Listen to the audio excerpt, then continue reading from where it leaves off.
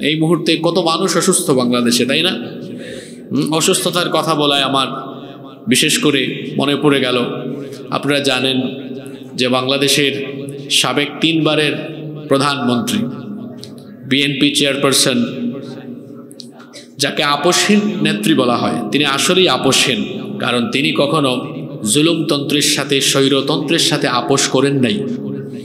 বেগম খালেদা জিয়া, তিনি খুবই অসুস্থ। আমরা তার জন্য আল্লাহর দরবারে দোয়া করছি, আল্লাহ যেন তাকে শিফায়ে আজিলা কামিলা নসিব করে দেন। আমার এই ক্ষুদ্র বয়সে আমি যতটুকু ওনাকে দেখেছি বা ওনার কথাবার্তা শুনেছি, অত্যন্ত ভদ্র একজন মহিলা, যিনি উলামাদেরকে সম্মান করেন, ইসলামকে ভালোবাসেন। তার মুখে আমরা কখনো ইসলামের বিরুদ্ধে, আলেমদের বিরুদ্ধে কথা বলতে শুনি নাই। আপনারা শুনছেন নাকি?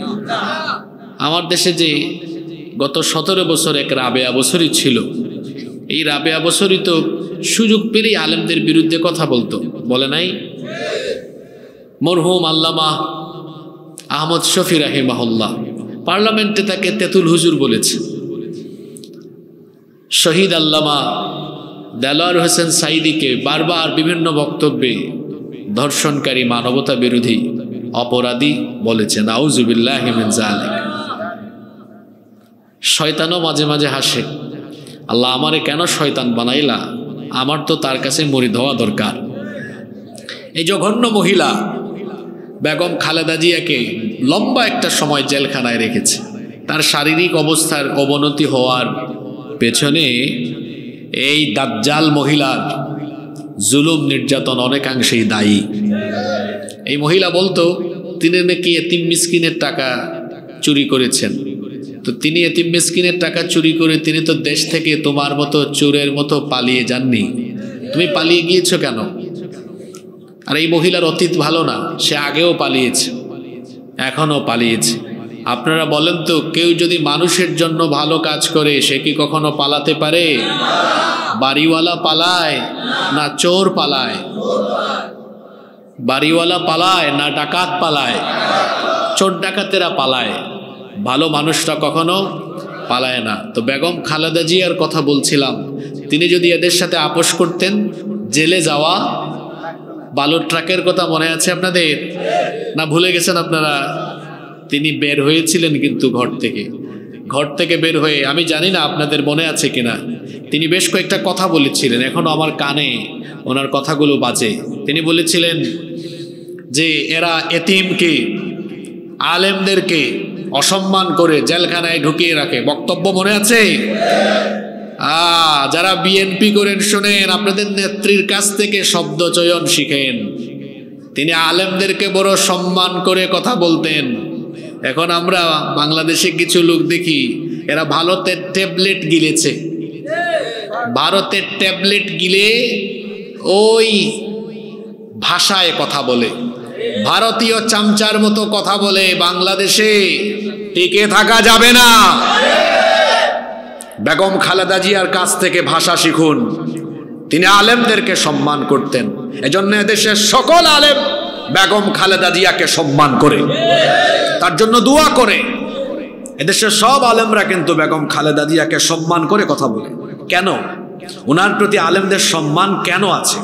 কারণ তিনি কখনো আলেমদেরকে অসম্মান করেননি, আলেমদের শানে কখনো অমর্যাদাকর শব্দ চয়ন করেননি। করেছেন? জোরে বলেন, করেছেন? এজন্য শেষ বয়সে এসেও তিনি আলেমদের কাছ থেকে দোয়া পাচ্ছেন, সম্মান পাচ্ছেন।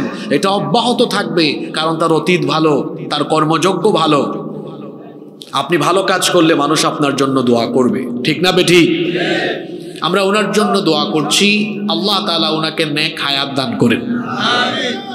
ওনার ছেলে বিএনপির ভারপ্রাপ্ত চেয়ারম্যান জনাব তারেক রহমান, আমরা তাকে বলবো যে আপনিও দেশে আসুন, আপনার মায়ের পাশে আসুন। কারণ বিপদের সময় বা আপনজনের অসুস্থতার সময় যখন আপনজন পাশে থাকে তখন কিন্তু রোগ অর্ধেক ভালো হয়ে যায়।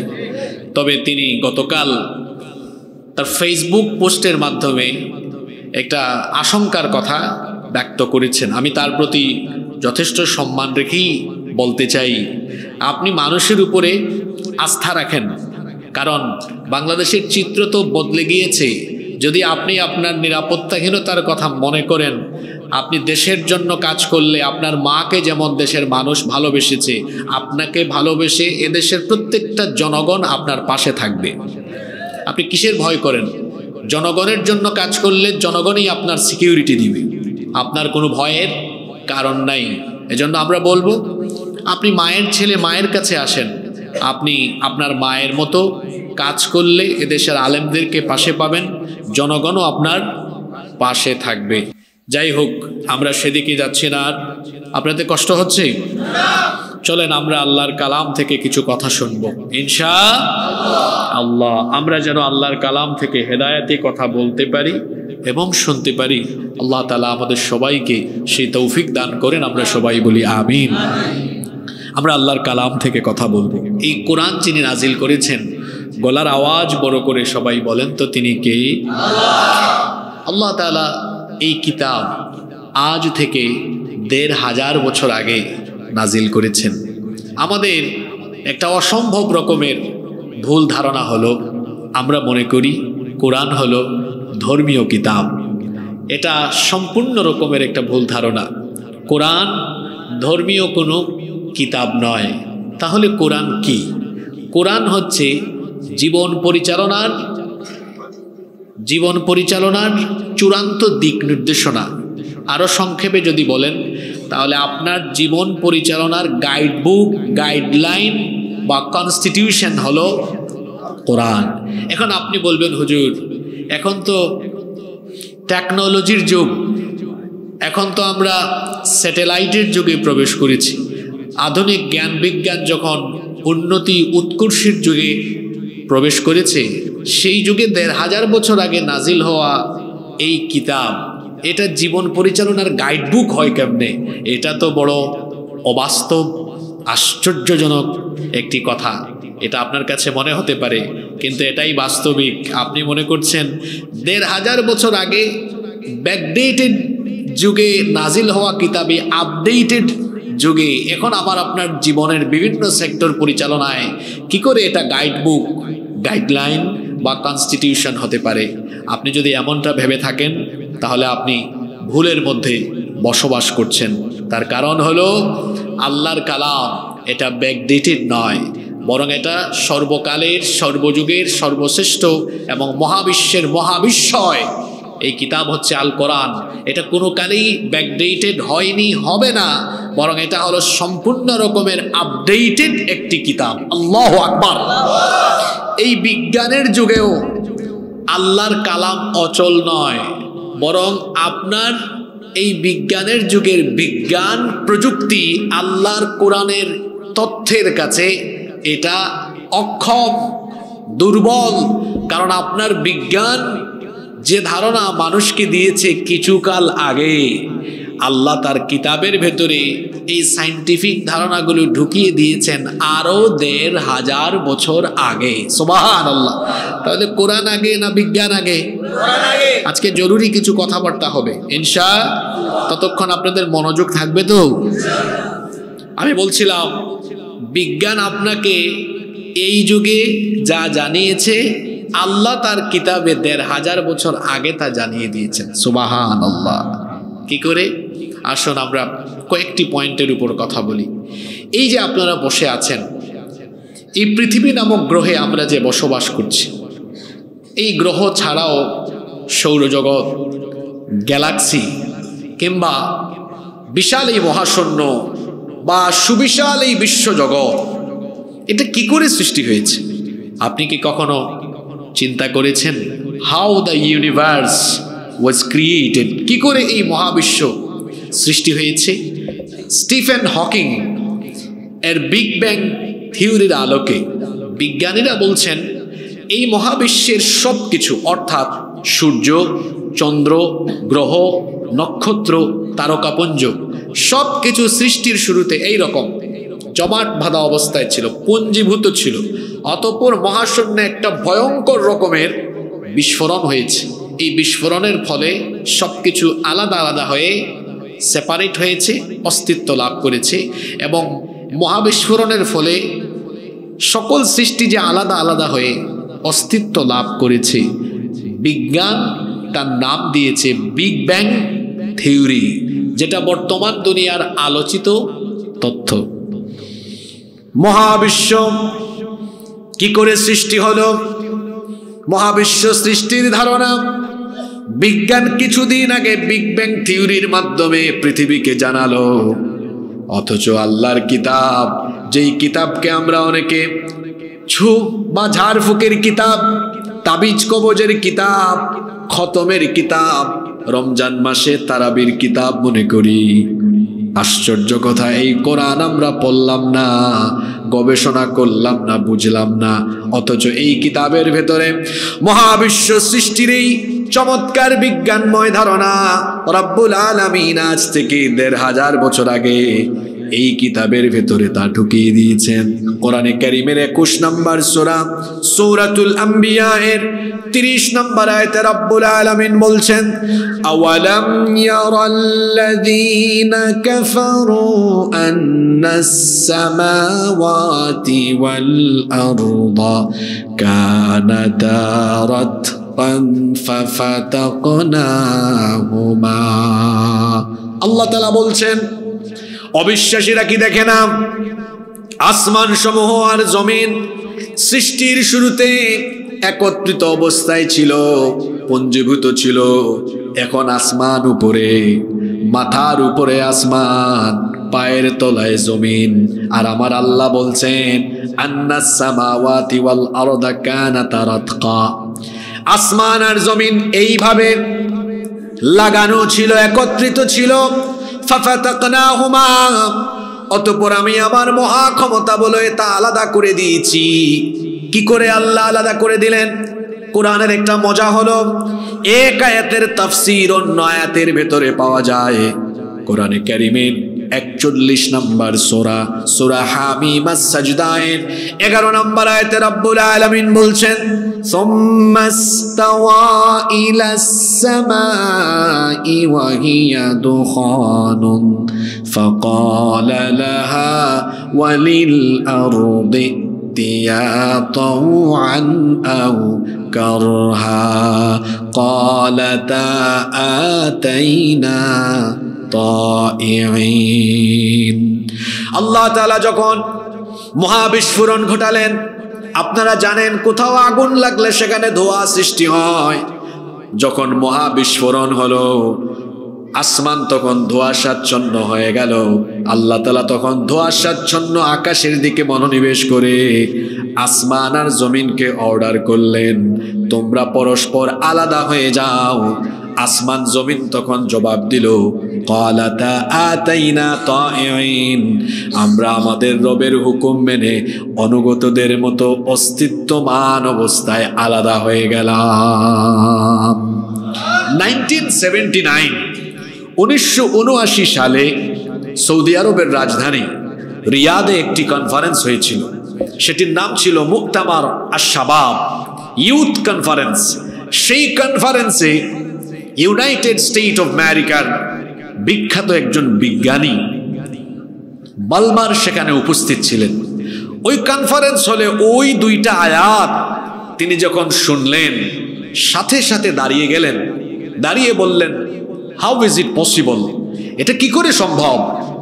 এটা কোন বই? এই বইয়ের লেখককে বলো তো, একটু আগে যে তিলাওয়াত করলে, এটা কোন বই? এটা কখন প্রকাশিত হয়েছে? এর সংস্করণ কখন হলো? এর লেখককে? কারণ মহাবিশ্ব সৃষ্টির এই ধারণা বিজ্ঞানীরা এত কষ্ট করে কিছুদিন আগে দিল। এটা কোন বই যে বইয়ের ভেতরে এই আশ্চর্যজনক তথ্য এখানে চলে এলো? আর তেলাওয়াত করে শোনালে তাকে বলা হলো এটা এই যুগের কোনো কিতাব নয়, এটা আজ থেকে ১৫০০ বছর আগে নাজিল হওয়া আল্লাহর কিতাব, মহাগ্রন্থ আল কোরআন। সে তখন অবাক হয়ে গেল যে ১৫০০ বছর আগে পৃথিবীতে তো বিজ্ঞানের কোনো জন্মই হয়নি। যখন পৃথিবীতে বিজ্ঞানের জন্মই হলো না, সেই সময়ে মহাবিশ্ব সৃষ্টির এই চমৎকার আশ্চর্যজনক বিজ্ঞানময় ধারণা যে কিতাবে এসেছে, এটা যেন তেন কোনো কিতাব নয়, আর এটা তো মানুষের রচনা হতেই পারে না, কারণ ১৫০০ বছর আগে বিজ্ঞানের জন্মই যখন হয়নি, সুতরাং এটা নিঃসন্দেহে মহাবিশ্বের স্রষ্টা যিনি, সেই মহাবিশ্বের স্রষ্টার কাছ থেকে আসা ঐশী কিতাব। এজন্য আমিও আর গুমরাহিতে পড়ে থাকতে চাই না।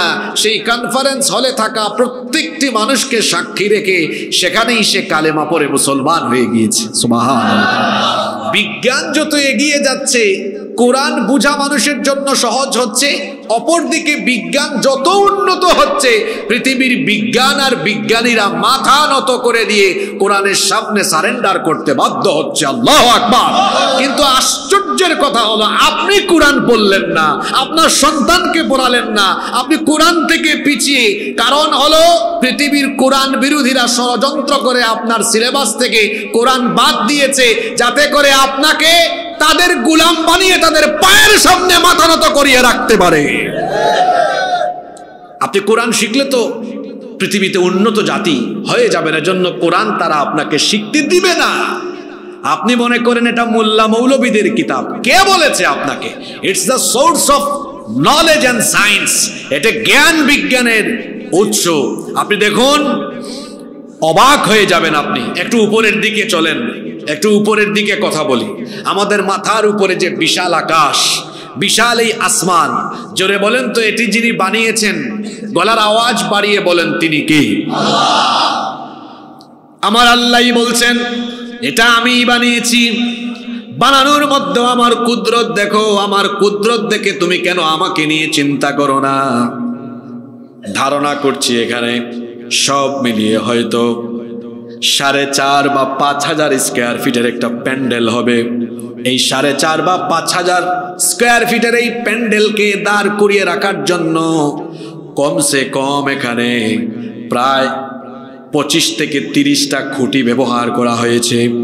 কিন্তু আপনি তাকান তো, মাথার উপরের আকাশ, এক দেশ থেকে আরেক দেশে আপনি যান, সৌদি আরব থেকে জিদ্দায় যান, ইউরোপে যান, আমেরিকায় যান, কোথাও কোনো পিলার দেখা যায় না, কোথাও কোনো খুঁটি দেখা যায় না।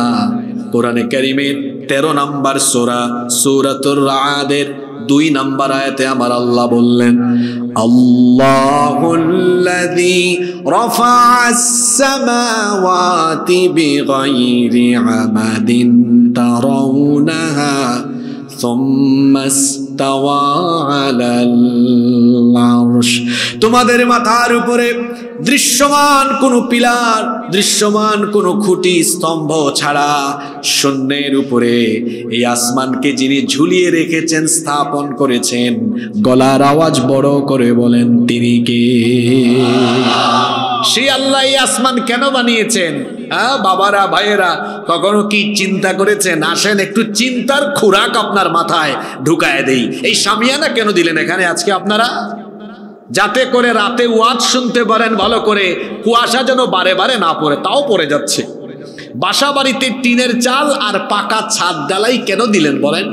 সিকিউরিটির জন্য, প্রোটেকশনের জন্য।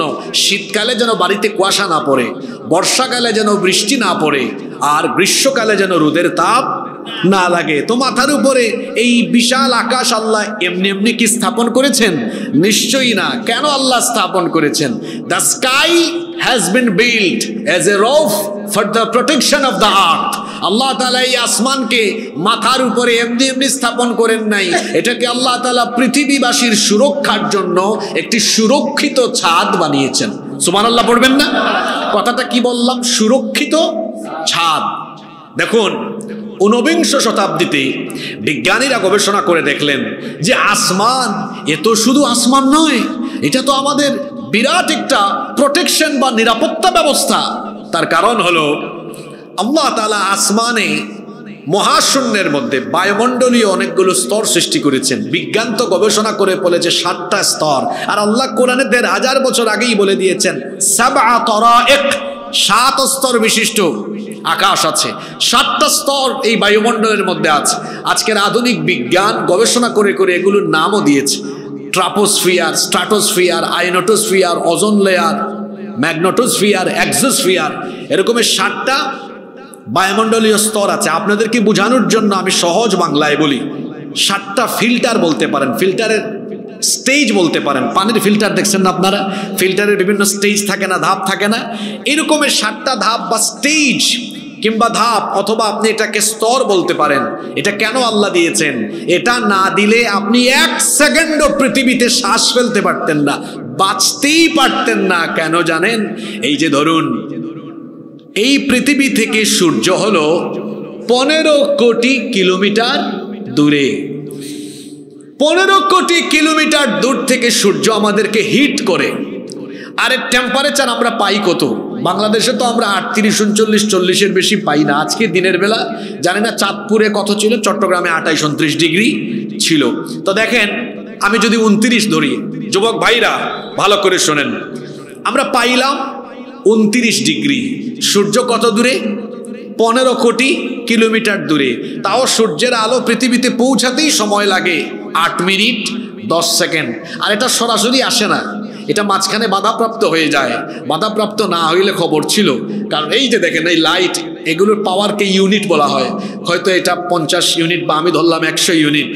একটা সূর্য গোটা পৃথিবীকে আলোকিত করে। এর টেম্পারেচার কত, এর তাপমাত্রা কত, গুগল শরীফে সার্চ করে দেখবেন। বিজ্ঞানীরা বলেছেন সূর্যের টেম্পারেচার হলো 1,40,00,000 সেন্টিগ্রেড। আল্লাহু আকবার। তো সূর্যের কাছে আছে 1,40,00,000 সেন্টিগ্রেড তাপমাত্রা, কিন্তু আপনি পাইলেন কত? 29। জোরে বলেন, পাইলেন কত? তো বাকিটা কোথায় গেল? এটা তো সরাসরি আসতে পারে না, কারণ সূর্যের এই 1,40,00,000 সেন্টিগ্রেড তাপমাত্রা সরাসরি এসে হিট করলে আপনার মাথার চান্দি ফেটে যেত, গাছপালা পুড়ে যেত, পৃথিবী জলে পুড়ে ভস্মীভূত হয়ে যেত। এটা হিট করতে পারে না, পুরোপুরি তার তাপমাত্রা পৌঁছায় না। তার কারণ আল্লাহ তাআলা মহাশূন্যে বায়ুমণ্ডলীয় স্তর সৃষ্টি করেছেন। সূর্যের আলো এসে প্রথম স্তরে বাধাপ্রাপ্ত, ফিল্টারিং হয়ে নেক্সট স্টেজ, ফিল্টারিং হয়ে তার পরবর্তী ধাপ, ফিল্টারিং হয়ে তার পরবর্তী ধাপ, ফিল্টারিং হয়ে তার পরবর্তী ধাপ। এইরকমের 7টা স্তরে সূর্যের এই আলো বা টেম্পারেচার পিউরিফাইং হয়ে হয়ে হয়ে হয়ে হয়ে হয়ে যতটুকু আলো পৌঁছালে মানুষ স্বাভাবিক থাকবে, পশু পাখি উদ্ভিদ পৃথিবীর সব কিছুর ব্যালেন্স ঠিক থাকবে, ঠিক ততটুকু আলো আল্লাহ তাআলা দুনিয়াতে পাঠান। শুধু কি তাই? বিজ্ঞানীরা বলেছেন, মহাকাশ বিজ্ঞানীরা বলছেন, মহাশূন্যে এমন সব উল্কাপিণ্ড আছে, যদি একটা উল্কা জমিনে পড়ে সব জ্বলে পড়ে ছাই হয়ে যাবে, কিন্তু একটা উল্কাও তো জমিনের দিকে আসতে পারে না, ওই বায়ুমণ্ডলীয় স্তরে সব বাধাপ্রাপ্ত হয়। শুধু তাই নয়, আপনারা যে বিমানে সফর করে দেশের বাইরে যান, বিমান যখন টেক অফ করে 39,000 ফিট উপরে চলে যায়, আপনারা বলেন তো যত উপরের দিকে উঠছেন তাপমাত্রা তত বাড়ে না কমে? যদি বলেন বাড়ে না কমে? তাপমাত্রা বাড়ে কেমনে? উপরের দিকে তাপমাত্রা কি বাড়ে নাকি? মহাশূন্যের খালি স্থানের তাপমাত্রা কত? বিজ্ঞানীরা বলছেন মহাশূন্যের খালি স্থানের তাপমাত্রা হলো -270। বাংলাদেশে জীবনে কোনোদিন চাঁদপুরে আপনারা মাইনাস টেম্পারেচার পেয়েছেন নাকি? জীবনেও তো পান নাই। 2017 সালে ভারতের হিমাচল প্রদেশে সিমলা, মানালি 2টা জায়গা আছে, হয়তো আপনারা কেউ যেতেও পারেন। আমি একবার সেখানে ট্যুরে গিয়েছিলাম, -4 ছিল। ভারত আসলে এমন একটা দেশ, এটার ব্যাপারে অনেক পর্যটকগণ বলেন যে অল ইন্ডিয়া সফর করে সে পৃথিবী অর্ধেক ঘোরার মজা পেয়ে যায়। কারণ এটা এমন এক দেশ, রাজস্থানে গেলে আপনি দেখবেন ওখানে মরুভূমির মতো, তারপর কলকাতায় গেলে লাগে বাংলাদেশের মতো, তারপর সিমলা মানালিতে গেলে লাগে ইউরোপের মতো। মানে তার এক একটা স্টেটে এক এক রকম ফ্লেভার আছে। তো সিমলা মানালিতে -4 পেয়েছে। আমি তো অসুস্থ ছিলাম 1 সপ্তাহের মতো, এত ঠান্ডা আমি জীবনেও দেখি নাই। এটা তো -4 না, মহাশূন্যের খালি স্থানের তাপমাত্রা হলো -270। এই পুরো হিমবাহ যদি জমিনে নেমে আসতো, আমরা কি বেঁচে থাকতে পারতাম? এটা কেন আসতে পারে না? ওই যে প্রোটেকশন বা সিকিউরিটি ব্যবস্থা, আল্লাহ তাআলা মহাশূন্যে অনেকগুলো স্তর সৃষ্টি করেছেন, যার কারণে পুরো হিমবাহটা এখানে নেমে আসতে পারে না। এজন্য বিজ্ঞানীরা বলছেন the sky has been build as a roof for the protection of the earth. এই আসমানকে আল্লাহ তাআলা পৃথিবীবাসীর সুরক্ষার জন্য সুরক্ষিত ছাদ বানিয়েছেন। আপনার বিজ্ঞান যেটা গবেষণা করে মাত্র কিছুদিন আগে বলেছে, যেই কিতাবকে আপনি হুজুরদের কিতাব মনে করেন, ঝাড়ফুকের কিতাব মনে করেন, যে কিতাবকে আপনি মোল্লা মৌলবীদের কিতাব মনে করে নিজে শিখলেন না, নিজে গবেষণা করলেন না, বাচ্চাদেরকেও শিখালেন না, সন্তানদেরকেও কোরআনের হেদায়াত দিলেন না, হেদায়াতের পথে আহ্বান করলেন না, আল্লাহ তাআলা তার সেই কিতাবের ভেতরে ১৫০০ বছর আগে আল্লাহ তাআলা এই প্রোটেকশন ব্যবস্থা সম্পর্কে কোরআনে কারীমের ২১ নম্বর সূরা সূরাতুল আম্বিয়া এর ৩২ নম্বর আয়াতে বলে দিলেন, ওয়াজআলনাস সামাআ সাকফাম মাহফুযা। আল্লাহু আকবার। এখানে তো উলামা মাশায়েখ বসে আছেন। সাকফাম মাহফুযা, আল্লাহর শব্দ চয়নের নমুনা দেখেন। আল্লাহ বলছেন ওয়াজআলনাস সামাআ, আর এইভাবে করে আমি আকাশকে সাকফাম মাহফুযা, তোমাদের জন্য সুরক্ষিত ছাদ বানিয়ে দিয়েছি। আল্লাহু আকবার। কোরআন আগে না বিজ্ঞান আগে? আপনার জীবনে কি আগে? বলতেছেন আপনারা ভাবছেন হুজুর এই বিষয়ে কথা বললেন কেন? ভাত খাইলে দেখবেন একদম প্লেটের শেষের অংশটা মজা কম না বেশি? শুরুরটার থেকে শেষেরটা মজা কম না বেশি? তো একটু পরে যখন আমরা শেষের দিকে যাব তখন বুঝবেন এই টপিক আজকে ধরলাম কেন। আপনাদের কি ২০-২৫ মিনিট আরো মনোযোগ থাকবে, না বিরক্ত হয়ে যাবেন? বহুক্ষণ তো উপরের দিকে ছিলেন, একটু নিচের দিকে নেমে আসেন। পায়ের তলায় কি আছে? একটু পুরুষ মানুষের মতো কথা বলেন, কি আছে? মাটি, এই জমিন। এই জমিন নিয়ে গবেষণা করলে আপনি আশ্চর্য হয়ে যাবেন। আল্লাহ তাআলা কোরআনে কারীমে বলেছেন, এই জমিনকে আমি তোমাদের জন্য বিছানার মতো বিছিয়ে দিয়েছি। আল্লাযী জাআলা লাকুমুল আরদা ফিরাশা, আমি এই জমিনকে তোমাদের জন্য বিছানার মতো বিছিয়ে দিয়েছি। জমিনটা অস্থির হয়ে যেত। এই যে মাঝে মাঝে ভূমিকম্প হয়, কিছুদিন আগে ভূমিকম্প হয়েছে না? আপনারা একটা আশ্চর্যের ব্যাপার খেয়াল করেন, ঘূর্ণিঝড়ের পূর্বাভাস কিন্তু আবহাওয়া অফিস দিতে পারে, কি দিতে পারে না? বলে সিডর হবে, আয়লা হবে, লায়লা হবে, আর সব মহিলাদের নাম। ঘূর্ণিঝড়ের পূর্বাভাস আবহাওয়া অফিস দিতে পারে, ঝড়ের পূর্বাভাসও আবহাওয়া অফিস দিতে পারে, কিন্তু বিজ্ঞান একটা জায়গায় অচল। ভূমিকম্পের পূর্বাভাস কিন্তু বিজ্ঞান কি দিতে পারে নাকি? কিছুদিন আগে আপনারা যারা ঢাকায় থাকেন, কি ইমরান ভাই কি খবর? ঢাকার কেমন নড়াচড়া হয়েছে দেখছেন? আজকের দাওয়াতে তো আসলাম ইমরান ভাইয়ের মাধ্যমে। ইমরান বিন মফিজ ভাইকে আপনারা চিনেন তো? আমরা কিন্তু একসাথেই কিছুদিন পড়ালেখা করেছি আইআইইউসিতে, কিন্তু পরবর্তীতে ওনার স্কলারশিপ হয়ে যায় সৌদি আরবের কিং আব্দুল আজিজ ইউনিভার্সিটিতে। তিনি চলে যান এবং সফলতার সাথে সেখান থেকে তিনি অনার্স সম্পন্ন করে আবার দেশে চলে আসেন। আপনাদের এলাকার রত্ন, আপনাদের গৌরব, আপনারা খুশি না বেজার?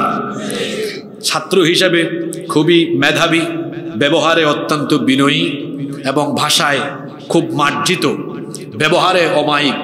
আমরা ওনার জন্য দোয়া করছি, আল্লাহ তাআলা যেন তাকে মাহের আলেম বানিয়ে দেন। ওয়াজআলাহুল্লাহু আলিমান মাহিরান লিখিদমাতিদ দ্বীন। আমরা সবাই বলি আমিন। তো ঢাকায় ভূমিকম্প হলো, এই ভূমিকম্পের পূর্বাভাস কিন্তু পাওয়া যায়নি। ভূমিকম্প কেন হয়? এটার দুইটা কারণ। একটা কারণ হলো প্রাকৃতিক, আরেকটা হলো কৃত্রিম। কয়টা কথা বললাম? একটা কি বললাম? প্রাকৃতিক, ন্যাচারাল কারণ। দুইটাই আল্লাহ ঘটান, কিন্তু কারণ দুইটা। প্রাকৃতিক কারণ কি? এই যে জমিনের নিচে অনেকগুলো টেকটনিক প্লেট আছে, এই প্লেটের উপরই তো জমিন। যখন একটা টেকটনিক প্লেটের সাথে আরেকটা টেকটনিক প্লেটের ধাক্কা লাগে বা এটা সরে যায়, তখন উপর থেকে জমিনটা কি হয়? নড়ে উঠে। আপনি দেখুন তো, এই যে টেবিলের নিচে আপনার এটাকে কি বলে? পায়া বা খুঁটি, তাই না? তো একটা থেকে আরেকটা যদি ছুটাই ফেলেন আপনি, এটা নড়বে কি নড়বে না? তো প্রাকৃতিক কারণেও টেকটনিক প্লেটের নড়াচড়ার কারণে ঘূর্ণিঝড় হতে পারে, ওটাও আল্লাহ ঘটান, আল্লাহর হুকুমেই হয়। আর কৃত্রিম কারণও আছে, যেমন হাদিস শরীফে এসেছে, যখন কোথাও পাপাচার বেড়ে যায়, যখন আল্লাহর নাফরমানি বেড়ে যায়, আল্লাহ তাআলা মাঝে মাঝে গজব দেন, ভূমিকম্পের মতো, ঘূর্ণিঝড়ের মতো, অগ্নিবায়ুর মতো গজব দেন। যেমন ওই হাদিসে আল্লাহ বলেছেন যে কাদফান, একটা হাদিস আছে না, খাসফান ওয়া মাসখান ওয়া কাদফান, এবং শেষে বলা হয়েছে ওয়ারিহান হামরা, অগ্নিবায়ু, ভূমিধস, ঘূর্ণিঝড়ের মতো গজব আল্লাহ দেন। পাপাচার যখন বাড়ে আল্লাহ হালকা করে জমিনটা নাড়া দিয়ে মানুষকে ভালো হওয়ার জন্য, তওবার দিকে ফিরে আসার জন্য মানুষকে যিনি সতর্ক করেন, জোরে বলেন তো তিনি কে? এই জমিনটা নড়াচড়া করত, অস্থির হয়ে যেত যদি না আল্লাহ তাআলা ব্যালেন্সের জন্য একটা কাজ না করতেন। আল্লাহ কি করেছেন দেখেন, ভূতত্ত্ববিদ যারা মাটি নিয়ে গবেষণা করেন তারা গবেষণা করে দেখলেন এই যে জমিনের উপরে উঁচু উঁচু পাহাড় দেখা যায়, এই পাহাড়গুলো জমিনের মধ্যে পেরেকের মতো ঢুকে আছে এবং এর ফলে জমিনটা টাইট হয়ে আছে, শক্ত হয়ে আছে, যার ফলে স্থিতিশীলতা আছে, জমিন অস্থির হতে পারে না, নড়াচড়া করে পড়ে যেতে পারে না, কারণ এই জমিনের উপরে পর্বতকে স্থাপন করেছেন যিনি, জুড়ে বলেন তো তিনি কে? এটাকে আল্লাহ কিভাবে স্থাপন করেছেন? কোরআনে কারিমে আল্লাহ তাআলা বলছেন, আল্লাহ তাআলা কত সুন্দর করে বলছেন, ওয়াল আরদা মাদাদনাহা ওয়া আলকাইনা ফিহা রাওয়াসিয়া ওয়া আমবাতনা ফিহা মিন কুল্লি যাওজিন বাহিজ তাবসিরাতাও ওয়া যিকরা লিকুল্লি আবদিন মুনিব। আল্লাহ তাআলা বলছেন এইভাবে করে জমিনকে আমি বিছানার মতো বিছিয়ে দিয়েছি, আর জমিন যেন নড়াচড়া করতে না পারে, এই জন্য জমিনের উপরে পর্বতমালাকে ঘিরে দিয়ে জমিনকে আমি শক্ত করে দিয়েছি। অন্য আয়াতে আল্লাহ বলেছেন ওয়া আলকা ফিল আরদি রাওয়াসিয়া আন তামিদা বিকুম, জমিন যেন টাইট থাকে, শক্ত থাকে, এই জন্য জমিনের উপরে পর্বতমালাকে পেরেকের মতো যিনি ঘিরে দিয়েছেন তিনি কে? মনোযোগ দিয়ে কথা শুনবেন। আল্লাহ পর্বতমালাকে কিসের মতো ঘিরে দিয়েছেন? জোরে বলতে হবে, কিসের মতো? এটা এক সময় গাছ ছিল, এটা এক সময় গাছ ছিল, তারপর গাছ কেটে তক্তা করা হয়েছে, তারপরে তক্তা বা এই যে পায়া এগুলোর সমন্বয়ে পেরেক ঢুকায়া এটাকে চেয়ারের আকৃতি দেওয়া হয়েছে। আপনারা এবার বলেন তো, পেরেকের উপরের দিকে বেশি অংশ দেখা যায় না নিচের দিকে বেশি অংশ থাকে? কথা বলেন আপনারা, কোন দিকে?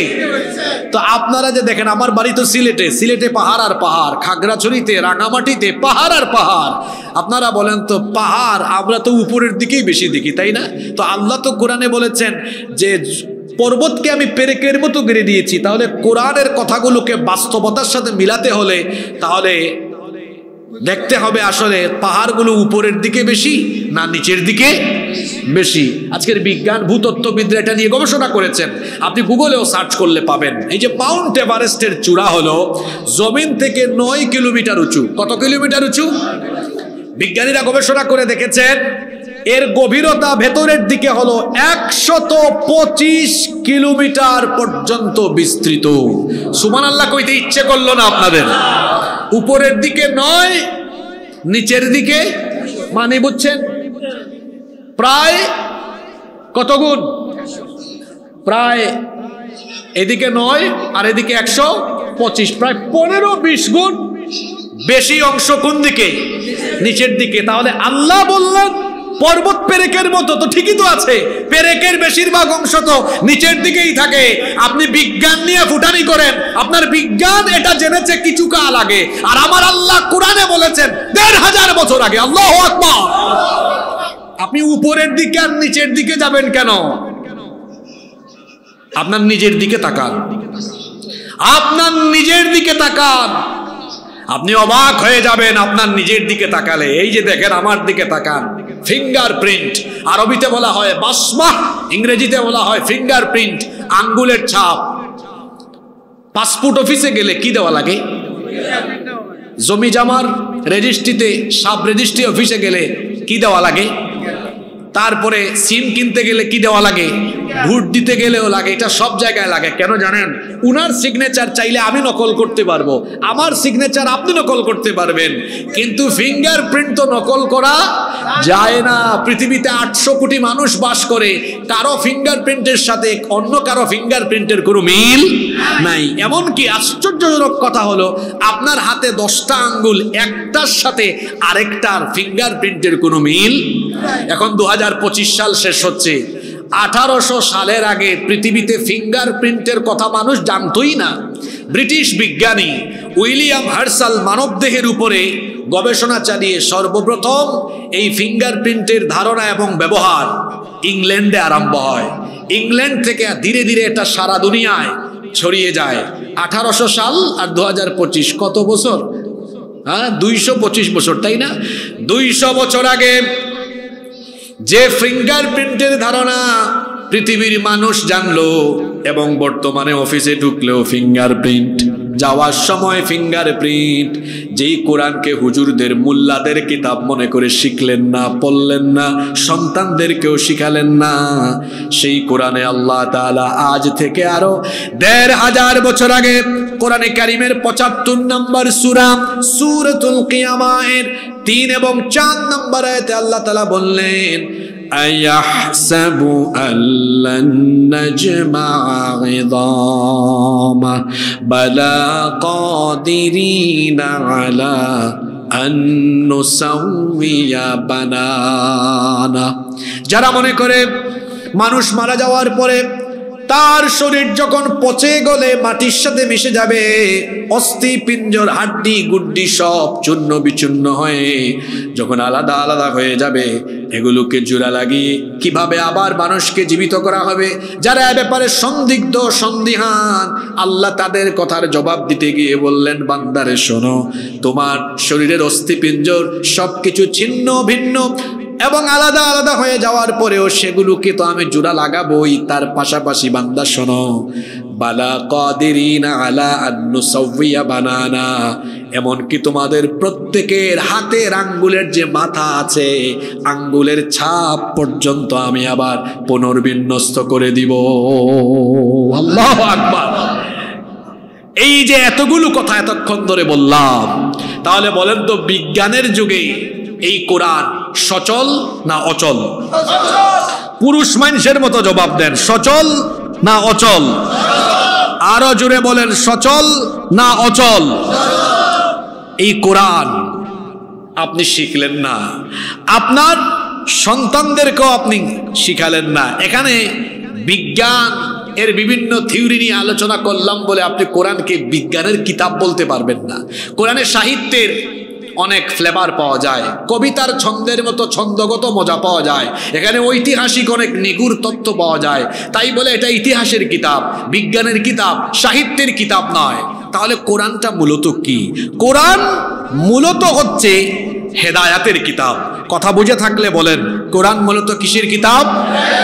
আল্লাহ তাআলা বলেছেন, হাদা বায়ানুল লিন্নাসি ওয়া হুদাও ওয়া মাউইযাতাল লিল মুত্তাকিন। এটি হচ্ছে মানুষের জন্য সুস্পষ্ট বর্ণনা, এটা হলো হেদায়েতের কিতাব। এজন্য আল্লাহ শুরুতেই বলে দিলেন, যালিকাল কিতাবু লা রাইবা ফীহি হুদাল লিল মুত্তাকিন। এটি হচ্ছে এমন এক কিতাব যার মধ্যে সন্দেহের কোনো অবকাশ নাই, এখানে সন্দেহ করার মতো কোনো বিষয় নাই, এবং এটাকে মুত্তাকিদের জন্য যিনি হেদায়াত বানিয়েছেন, গলার আওয়াজ বড় করে বলেন, তিনি কে? আল্লাহ। এই কোরআনের কাছে আসলেই কোরআন আপনাকে হেদায়েতের পথ, মুক্তির পথ, জান্নাতের পথ দেখাবে। এজন্য আল্লাহর নবীও বলেছেন, মান ক্বালা বিহি সাদাকা, যে কোরআন দিয়ে কথা বলে সে সত্য কথা বলে, ওয়া মান আমিলা বিহি উজরা, যে কোরআন অনুযায়ী আমল করে তাকে যিনি পুরস্কৃত করেন, জুড়ে বলেন, তিনি কে? আল্লাহ। আল্লাহর নবী আরো বলেছেন, ওয়া মান হাকামা বিহি আদালা, যেই কোরআন দিয়ে মানুষের মধ্যে বিচার ফয়সালা করে, সেই প্রকৃতপক্ষে ন্যায় ইনসাফ কায়েম করে। এরপরে আল্লাহর নবী বলেছেন, ওয়ামান দাআ ইলাইহি ফাকাদ হুদিয়া ইলা সিরাতিম মুস্তাকিম, যে কোরআন দিয়ে মানুষকে আহ্বান করে সে মানুষকে হেদায়াত এবং সহজ সরল পথের দিকে আহ্বান করে। তার মানে হলো কোরআনের পথ হলো সহজ পথ, কোরআনের পথ হলো সরল পথ, কোরআনের পথ হলো মুক্তির পথ, কোরআনের পথ হলো নাজাতের পথ, কোরআনের পথ হলো হেদায়েতের পথ। এই কোরআনের পথে যারা চলে আসবে তাদেরকে যিনি হেদায়াত দিয়ে দিবেন, জোরে বলেন তিনি কে? আল্লাহ। কোরআনের কাছে যেই আসবে তার সম্মানটা বেড়ে যাবে। কোরআন হলো এমন এক কিতাব, এর টাচ বা সংস্পর্শে যে আসে তারই সম্মান বা মর্যাদা বাড়ে। আল্লাহর তো বহু ফেরেশতা আছে, কিন্তু জিবরিলের মতো মর্যাদাবান ফেরেশতা কি অন্য কেউ আছে নাকি? কেন জিবরিলের মর্যাদা সবার উপরে? কারণ জিবরিলের সাথে কোরআনের একটা সম্পর্ক আছে। জিবরিল কোরআন নিয়ে এসেছেন, আল্লাহ নবীর কাছে কোরআন নিয়ে এসেছেন বলে কোরআনের কারণে জিবরিলের মর্যাদা সকল ফেরেশতাদের উপরে চলে গিয়েছে। সুবহানাল্লাহ। বছরে তো 12 মাস আছে, রমজান ছাড়া বাকি 11 মাস আল্লাহর কাছে এত সম্মানিত নয়। আজকে এশার নামাজ আদায় করলেন, এক ফরজের সমান সওয়াব পাবেন, কিন্তু রমজানে এক ফরজের সওয়াব 70টা ফরজের সমান হয়ে যায়। সুবহানাল্লাহ। কারণটা কি? একটাই কারণ রমজানের সাথে কোরআনের সম্পর্ক আছে না নাই? আজকে রাতে ইবাদত করলে সেটা 1000 রাতের চাইতে উত্তম ইবাদত হবে না, কিন্তু কদরের রাতে ইবাদত করলে পরে 1000 মাসের চাইতে উত্তম ইবাদত হিসেবে সেটা পরিগণিত হয়ে যাবে। আজকে করলে হয় না, আজ রাতে করলে হয় না, কদরের রাতে করলে কেন হয়? কারণ আজকের রাতের সাথে কোরআন নাজিলের সম্পর্ক নাই, বরং কদরের রাতের সাথে কোরআন নাজিলের সম্পর্ক আছে না নাই? ইংরেজি আছে, স্প্যানিশ আছে, উর্দু আছে, ফার্সি আছে, পৃথিবীতে শত শত ভাষা আছে, কোন ভাষার এত মর্যাদা নয় আরবি ভাষার যত মর্যাদা রয়েছে। কেন আরবি ভাষার এত মর্যাদা? কারণ আরবি ভাষার সাথে কোরআনের একটা রিলেশন আছে না নাই? ইন্না আনজালনাহু কুরআনান আরাবিয়্যান লাআল্লাকুম তাকিলুন। এই কোরআনকে আরবি ভাষায় যিনি নাজিল করেছেন তিনি কে? আল্লাহ। এই যে এই টেবিলের সাথে 1 ঘন্টা ধরে আমার পা লাগতেছে, আমার একটু খারাপও লাগে না, একটু সম্মান বা ভক্তির কোনো অনুভূতিও আসে না। কিন্তু যখন কাঠের 2টা টুকরা দিয়ে রেহাল বানানো হয়, ওই রেহালের উপরে যখন আল্লাহর কালাম রাখা হয়, বলেন তো 2 টুকরা কাঠের সম্মান আর ইজ্জত তখন বাড়ে না কমে? কেন এটার সম্মান বাড়লো? কারণ ওই 2 টুকরার সাথে কোরআনের সম্পর্ক হয়ে গিয়েছে।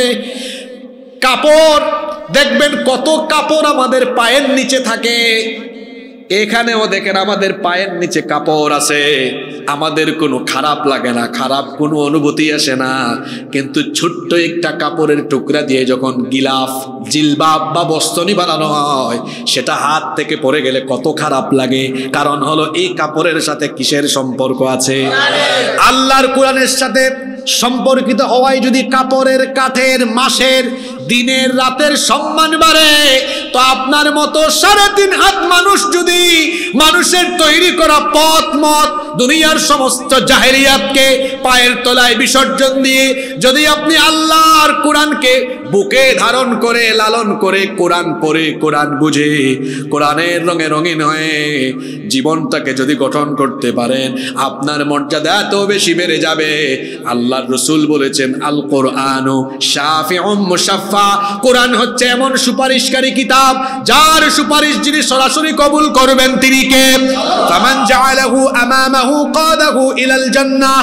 এই কোরআনকে যে সামনে রেখে কোরআন দেখে দেখে দেখে দেখে দেখে দেখে কোরআনের মতো জীবন সাজাবে, এই কোরআন কিয়ামতের দিন ওই ব্যক্তির পক্ষে আল্লাহর দরবারে দাঁড়িয়ে আল্লাহর সাথে ঝগড়া করবে ততক্ষণ আল্লাহ ওই লোকটাকে মাফ করে দিয়ে জান্নাতে ঢুকাবে না যতক্ষণ। ওমান জাআলাহু খালফাহু কাদাহু ইলান নার। আর যারা কোরআনকে পিছনে দিয়ে দিবে, অর্থাৎ কোরআনের রঙে রঙিন হবে না, কোরআনকে জীবন থেকে মাইনাস করে দিবে, এই লোকগুলোর জন্য কোরআন তাদের বিরুদ্ধে আল্লাহর আদালতে দাঁড়িয়ে যাবে। কোরআন যদি কারো বিরুদ্ধে চলে যায়, তার বাঁচার কি কোনো উপায় আছে নাকি? এই জন্য কোরআনকে আমাদের মুক্তির জন্য কোরআনকে আমাদের জীবনের সামনে নিয়ে কোরআন অনুসরণ করে চলার দরকার আছে না নাই? কোরআনকে গ্রহণ করলে, ধারণ করলে, লালন করলে আপনার মর্যাদা এত বেশি বেড়ে যাবে। সাইয়েদনা ওমর ফারুক রাদিয়াল্লাহু আনহু কোরআনের কাছে আসার আগ পর্যন্ত তিনি ছিলেন মক্কার একজন বিখ্যাত কাফির, কিন্তু যখনই তিনি কোরআন এর ছায়া তলে আসলেন, ইসলাম গ্রহণ করলেন, কোরআনকে ধারণ করলেন, লালন করলেন, কোরআনের রঙে রঙিন হয়ে গেলেন, এত মর্যাদা বেড়ে গেল। আল্লাহর নবী বলেছেন আসমানের তারকাগুলো হয়তো গুনে গুনে কোনোদিন শেষ করা যেতে পারে, কিন্তু আমার ওমরের এত নেকি আছে কিয়ামত পর্যন্ত তা গুনে গুনে শেষ করা যাবে না। এত মর্যাদা বেড়ে গেল কোরআনের কাছে আসার কারণে, তার সম্মান ইজ্জত এত বেড়ে গেল। আল্লাহর নবী বলেছেন লা নাবিয়্যা ওয়ালা রাসূলা মিন বাদি, আমার পরে কোনো নবী নাই, আমার পরে কোনো রাসূল নাই।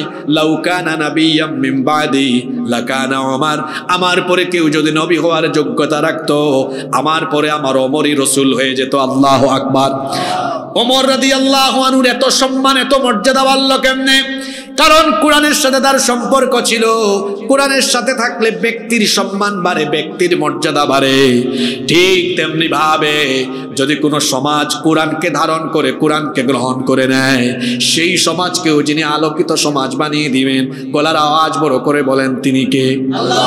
আল্লাহর নবীর বয়স 40 পর্যন্ত এমন সমাজে তিনি বড় হয়েছেন, যেই সমাজের মানুষগুলোকে তিনি শৈশবকাল থেকে দেখেছেন, যারা কিনা পৌত্তলিকতায়, যারা কিনা মূর্তি পূজায় লিপ্ত ছিল, যাদের খাসলত ছিল, স্বভাব ছিল, নারীদেরকে যারা কিনা বাজারে পণ্যের মতো, মাছ আর সবজির মতো কেনা বেচা করত, বিবাহ শাদী ছাড়া নারীদেরকে তারা ভোগ করত। সেই সমাজে নারীর কোনো ইজ্জত ছিল না, সম্মান ছিল না, মর্যাদা ছিল না। সেই সমাজে মানুষের সম্পদের কোনো ধরনের নিরাপত্তা ছিল না। চুরি, ডাকাতি, ছিনতাই, লুণ্ঠন, রাহাজানি, সেগুলো ছিল সেই সমাজের প্রধানতম বৈশিষ্ট্য। সেই যুগকে বলা হয় জাহিলিয়াতের যুগ, জাহালতের যুগ, দ্য এজ অফ ইগনোরেন্স, অজ্ঞতার যুগ, বর্বরতার যুগ, অসভ্যতার যুগ। যেই সমাজে মানুষের মধ্যে সভ্যতার, নীতি নৈতিকতার কোনো বালাই ছিল না, যেই সমাজের মানুষেরা ছিল অসভ্য, যেই সমাজের মানুষেরা ছিল বর্বর, যেই সমাজটা ছিল জাহেলিয়াতের অন্ধকারে নিমজ্জিত, শৈশবকাল থেকে আল্লাহর নবী একাকী বহু চেষ্টা করলেন, এমনকি 25 বছরে হিলফুল ফুজুল গঠন করলেন, অনেক চেষ্টা করলেন জাহেলি সমাজের সকল নিপীড়ন, সকল নির্যাতন, অজ্ঞতা, অন্ধকার, এমনকি তাদের সকল অসভ্যতা, বর্বরতা দূর করার জন্য প্রাণান্ত করে চেষ্টা করলেন। আল্লাহর নবী পারলেন না।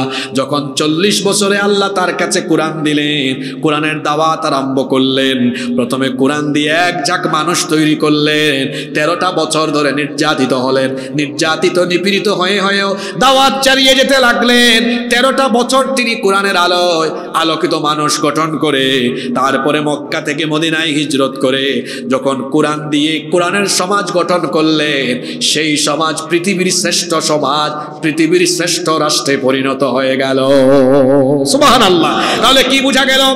একটা সমাজের, একটা রাষ্ট্রের অসভ্যতা, অন্ধকার, সমস্যা, নিপীড়ন, জুলুম, বর্বরতা, জাহালত সবকিছুকে আল্লাহর নবী মাত্র একটা কিতাব দিয়ে দূর করে দিলেন। বলেন তো দেখি সেই কিতাবের নাম কি? এখন আমাদের সমাজে অশান্তি আছে না নাই? আমাদের সমাজে চুরি ডাকাতি আছে না নাই? ছিনতাই আছে না নাই? আমাদের সমাজে দারিদ্রতার অভিশাপ আছে না নাই?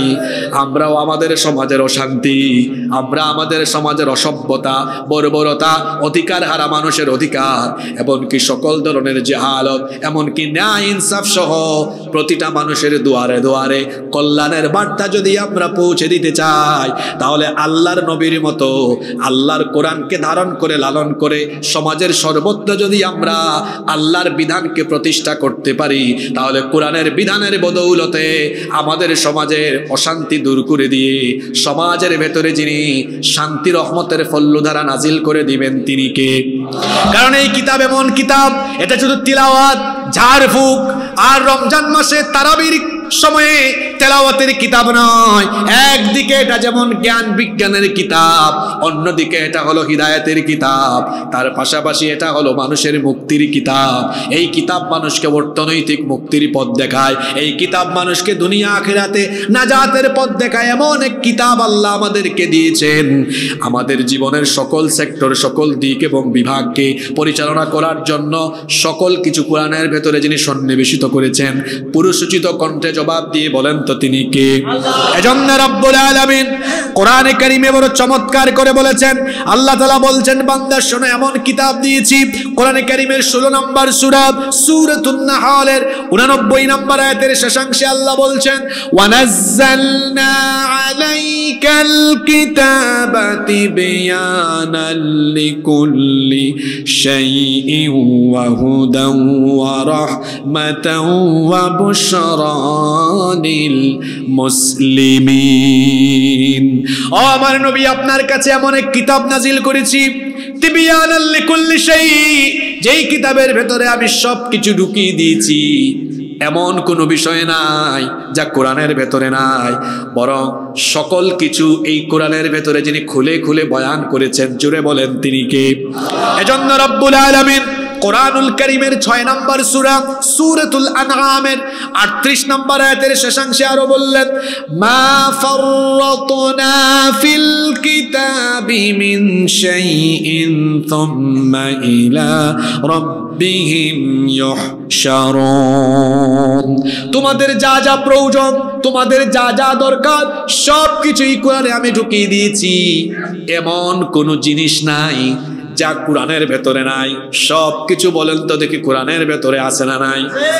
এত আস্তে বললেন, যারা বললেন না আপনাদের কোনো সন্দেহ আছে নাকি? তাহলে পুরুষের মতো জবাব দিয়ে বলেন তো সব কিছু কোরআনের ভেতরে আছে নাকি? ওয়াজে তো কত কত রকমের মানুষ আসে। একবার মাহফিলে এক রেস্টুরেন্টের বাবুর্চি আসছে, এই যে রুটির কারিগর। চিন্তা করেন না এটাও আছে। কয় তাহলে বলেন কোথায় আছে? আমি বললাম, আপনি যদি রুটি কিভাবে বানাতে হয় সেটা যদি আপনি না জানেন, তো আল্লাহ কোরআনের সমাধান দিয়েছেন। আল্লাহ বলেছেন, ফাসআলু আহলা যিকরি ইন কুনতুম লা তাআলামুন। তুমি কোনটা না জানলে যে জানে তাকে জিজ্ঞেস করে জেনে নাও, শিখে নাও। আল্লাহু আকবার। সবকিছু কোরআনের ভেতরে সমাধান আছে না নাই? কোরআন আপনাকে পথ দেখাবে। সকল নীতির মূলনীতি যে কিতাবে আছে, সেই কিতাব কোরআন যিনি নাজিল করেছেন তিনি কে? সবকিছু কোরআনে আছে। কি করে 24 ঘন্টা আপনি চলবেন সব কোরআনে আছে। ফজরের সময় ঘুম থেকে উঠে নামাজ যেতে হবে, নামাজের হুকুমের কথা কোরআনে যেমন আছে। নামাজ আদায় করে নামাজের বাহিরে আপনি কিভাবে চলবেন, রাস্তাঘাটে কেমনে চলবেন, লেনদেন কেমন করে হবে, ব্যবসা কেমন করে হবে, চাকরি বাকরিতে কেমন আমানতদারিতা, মুআমালাত মুআশারাত কেমনে হবে, বলেন তো দেখি। আপনার ব্যক্তি জীবনের সকল সেক্টরের সকল দিক নির্দেশনা, সকল ইনস্ট্রাকশন কোরআনের ভেতরে আছে না নাই? এমনকি আপনার ব্যবসা বাণিজ্য কিভাবে পরিচালনা করবেন সেই সকল নীতিমালা আছে। হালাল হারামের বিধানও কোরআনে আছে। এমনকি কি করে আপনারা আপনাদের সমাজে বিচার ফয়সালা করবেন, কোন অপরাধের জন্য কোন শাস্তি দিলে সমাজ সুন্দর চলবে, অপরাধ মুক্ত, পাপ মুক্ত, অপরাধ মুক্ত সমাজ হবে। বলেন তো এই জন্য বিচার ফয়সালার জন্য আল্লাহ তাআলা কোরআনে কারীমে দেওয়ানি ফৌজদারি বিধিবিধান কোরআনে দিয়েছেন কি দেন নাই? কি করে বিচার ফয়সালা করতে হবে, আইন অঙ্গন, কোর্ট কাচারি কেমনে চালাতে হবে, ল অফ ইনহেরিটেন্স, উত্তরাধিকার আইন কেমনে হবে, কি করে উত্তরাধিকারদের মধ্যে সম্পদ বন্টন করতে হবে, বলেন তো সেই নীতিমালাও কোরআনে আছে না নাই? আমার দেশের আলিয়া মাদ্রাসায়, কওমি মাদ্রাসায়, এমনকি ইউনিভার্সিটিতে ওই বইগুলো পড়ানো হয়। ইলমুল মাওয়ারিস, ফারাইজ আমাদের মাদ্রাসায় আছে না নাই? উত্তরাধিকার কিভাবে বন্টন করা হবে সেই নীতিমালা যেমন কোরআনে আছে, ঠিক তেমনি ভাবে আপনার আইন অঙ্গনকে কেমনে পরিচালনা করবেন, চুরি করলে শাস্তি কি হবে, ডাকাতি করলে শাস্তি কি হবে, জিনা ব্যভিচারের শাস্তি কি হবে, ধর্ষণের শাস্তি কি হবে, সকল অন্যায় অপরাধের জন্য কোন কোন শাস্তি কোন অপরাধীকে দিতে হবে, এই সকল আইন কানুন বিধি বিধান কোরআনের ভেতরে আছে না নাই? কি মজার কিতাব! জ্ঞান বিজ্ঞানও আছে, বিচার ফয়সালা কেমনে করতে হবে সেইটাও এই কিতাবে আছে। সুবহানাল্লাহ পড়বেন না আপনারা? চুরির শাস্তির কথা কোরআনে আছে না? এখন আমরা কি করলাম? আমি কিন্তু শেষের দিকে আসতেছি, বলছিলাম না খাওয়ার শেষ অংশটা যেমন মজা, একটা ওয়াজের আলোচনার শেষ অংশটাও শুধু মজা না, ওইখানেই থাকে আলোচনার মূল বার্তা। মনোযোগ আছে তো আপনাদের, নাকি মোনাজাত দিয়ে দিব আমি? এখানে যেমন জ্ঞান বিজ্ঞান আছে, কি আশ্চর্য কিতাব, কি করে বিচার ফয়সালা হবে সেইটাও এই কোরআনের ভেতরে আসে না নাই। কিন্তু আপনারা কি করেছেন? আপনারা আল্লাহর দেওয়া বিধিবিধানকে মাইনাস করেছেন, মাইনাস করে ব্রিটিশদের থেকে পেনাল কোড ধার করেছেন, ওদের বানানো আইন গ্রহণ করে আপনারা সমাজে বড় বড় বক্তৃতা উড়ান। আপনারা বলেন আইনের শাসন প্রতিষ্ঠা করবেন, আইনের শাসন আদৌ প্রতিষ্ঠা করতে পারেননি। আমি চ্যালেঞ্জ করে দিলাম, চ্যালেঞ্জ করে এই চাঁদপুর থেকে বলে দিলাম, মানুষের তৈরি করা আইন দিয়ে কখনো সমাজ এবং রাষ্ট্রে 100% ন্যায় ইনসাফ সুবিচার প্রতিষ্ঠা করা যায় না। যায় না যে আমি আপনাকে চোখে আঙ্গুল দিয়ে দেখাই। আমার দেশ স্বাধীন হয়েছে আজকে 54 বছর। জোরে বলেন কত বছর? 54 বছরের মধ্যে 32 বছর 2 জন নারী রাষ্ট্রপ্রধান হিসেবে তারা রাষ্ট্র পরিচালনা করেছেন। আর বাকি থাকলো কত? 22 বছর। 22 বছর বহু চাচা মিলে চালাইছেন। তাহলে পুরুষ এগিয়ে না নারী এগিয়ে? এই যে 54 বছরে নারী পুরুষ উভয়ে মিলে তারা দেশটা চালালেন, এখানে কোনো রাজনৈতিক কথা হবে না। মনে রাখবেন, যে বক্তা দলীয় দৃষ্টিভঙ্গি মাথায় রেখে বক্তব্য দেয়, এইসব বক্তার বক্তব্যে মানুষ হেদায়াত হয় না। যেই শ্রোতা দলীয় দৃষ্টিভঙ্গি মাথায় রেখে বক্তৃতা শোনে, এই শ্রোতাও কোনোদিন হেদায়াত হয় না। বক্তা এবং শ্রোতা উভয়কে হেদায়াতের মগজ নিয়ে, নিরপেক্ষ মানসিকতা নিয়ে যখন আল্লাহর কালাম শুনবে, বক্তা শ্রোতা উভয়কে হেদায়াত দিবেন কে? আমরা এত সুন্দর মাহফিলে বসলাম, এই দাখিল মাদ্রাসার মাহফিলে এত কষ্ট করে আয়োজন হয়েছে পলিটিক্যাল কথাবার্তা বলার জন্য নয়। এখানে আমরা বসবো কি করে দুনিয়ায় ফায়দা পাবো, আখিরাতে ফায়দা পাবো। দুনিয়া আখিরাতের ফায়দার কথা শোনার জন্য বসেছি, ঠিক না? ঠিক। তো দুনিয়ার ফায়দা আমরা সবাই চাই কি চাই না? দেখুন, তাহলে 54 বছরে 2 নারী 32 বছর, অনেক চাচারা মিলে 22 বছর, সবাই মিলে দেশ চালাইছেন 54 বছর। আপনারা জুড়ে বলেন তো, আল্লাহর আইনে না মানুষের আইনে? এই কথাটাও কইতে পারলেন না। কার আইনে? হ্যাঁ, আল্লাহর আইনে। কে বলছে? একটু পান টান দিব নি না? পান যারা খায় মাঝে মাঝে পানের গ্যাপ হয়ে গেলে কিন্তু আবার মাথা ঠিক থাকে না, এজন্য বললাম পান দিব নাকি। কষ্ট পাইয়েন না আবার আমার কথায়। আপনারা চাঁদপুরের মানুষ এমনি মজার মানুষ, চেহারাও সুন্দর, সবার চেহারা ইলিশ মাছের মতো সুন্দর, কারণ এখানে তো ইলিশ মাছ আছে। আবার চাঁদপুরের মানুষও ভদ্র। আমি চাঁদপুরের মানুষকে ভীষণ রকম ভালোবাসি, অত্যন্ত ভদ্র, অমায়িক, অতিথি পরায়ণ। আমি গত 1 সপ্তাহ কিন্তু মাহফিলেই যাইনি, গতকাল থেকে শুরু করছি। আমার মা 1 সপ্তাহ আগে, 1 সপ্তাহ না, আজকে 8 দিন হয়ে গেছে ইন্তেকাল করেছেন। এজন্য আমার মন মানসিকতা অন্যরকম ছিল। আমি প্রায় 7 দিন মাহফিল করি নাই, গতকাল শুরু করছি। ইমরান ভাই আমাকে ফোন দিলেন, আসবেন কিনা? আমি বললাম অবশ্যই আসবো। আপনাদের প্রোগ্রামে আমি আজকে এসেছি, হৃদয়টা ভারাক্রান্ত ছিল, কিন্তু আপনাদের এই প্রাণবন্ত রেসপন্সে আমি এখন অনেকটা ভালো ফিল করছি, আলহামদুলিল্লাহ। আপনাদের কষ্ট হচ্ছে না তো? আমি বলছিলাম, এই 54 বছরে আইন কানুন সব চলছে আল্লাহর না মানুষের? জোরে বলেন কার? একটু বলে ফেলি আমি, যে 32 বছর 2 নারী চালালেন। একজনের জন্য আমরা একটু আগে দোয়াও করলাম, কারণ তিনি আলেম উলামা বা ইসলামের বিরুদ্ধে কোনো কাজ করেন নাই, কথা বলেন নাই তিনি, এজন্য তার প্রতি একটা সম্মান আছে না নাই? আরেকজন তো আলেম দেখতো আর জেলে ঢুকাইতো। কথা বলেন, আলেম দেখলেই আর দাড়ি টুপি দেখলেই জেলে ঢুকাইতো, ইচ্ছা মতো জুলুম নির্যাতন করেছে। আলেমদের চোখের পানি অভিশাপ হয়ে তার উপর নেমে এসেছে আল্লাহর গজব হয়ে, যার কারণে তাকে চোরের মতো পালিয়ে যেতে হয়েছে। এই 2 মহিলা তারা 32 বছর রাষ্ট্র পরিচালনা করলেন। বাংলাদেশে কিন্তু আরেকটা আশ্চর্যজনক খবর আছে, সেটা হলো নারীরা খুব পাওয়ারফুল ছিল বাংলাদেশে। এত পাওয়ারফুল, এট এ টাইম প্রাইম মিনিস্টার, বিরোধী দলীয় নেত্রী, স্পিকার, স্বরাষ্ট্র, পররাষ্ট্র, শিক্ষা, গুরুত্বপূর্ণ সবকিছু নারীদের হাতে ছিল কি ছিল না? আপনারা কথা বলেন, ছিল কি ছিল না? এই যে নারীদের হাতে এত পাওয়ার, এত ক্ষমতা থাকা সত্ত্বেও 32 বছরের ক্ষমতা, বাংলাদেশে কি নারী নির্যাতন বন্ধ হয়ে গিয়েছে নাকি? ধর্ষণ বন্ধ হয়ে গিয়েছে? আপনারাই বলতেছেন বাড়ছে, কিন্তু নারীদের ক্ষমতা ছিল কম না বেশি? এত ক্ষমতা তারা পাইলেন, নারী নির্যাতনও বন্ধ হলো না, তারপরে ধর্ষণও বন্ধ হলো না, আরো বেড়ে গেল। আর চাচাদের 22 বছর এড করলে 54 বছর। মানুষের আইন দিয়ে চলছে তো চলছে বিচার, ওই যে চলছে গাড়ি তো চলছে, এইরকম বিচার চলছে তো চলছে, কিন্তু দেখা যায় নারী নির্যাতনও বন্ধ হলো না, নিপীড়নও বন্ধ হলো না, ধর্ষণও বন্ধ হলো না। বরং আমরা দেখেছি দিন দিন অবস্থা এত সিরিয়াস হচ্ছে। গত কয়েক মাস আগে মাগুরায়, হ্যাঁ তাও ঘটনা ঘটছে রমজান মাসে সম্ভবত, ছোট্ট এক বোন আমাদের 8 বছর বয়স। ঘটনা কি রমজান মাসে হয়েছিল নাকি? রমজানে না? রমজানে হয়েছে না? রমজানে হয়েছে। আল্লাহু আকবার। চিন্তা করেন, এক পরিবারের 3 নরপিশাচ আমার বোনটির উপরে পাশবিকতা চালায়।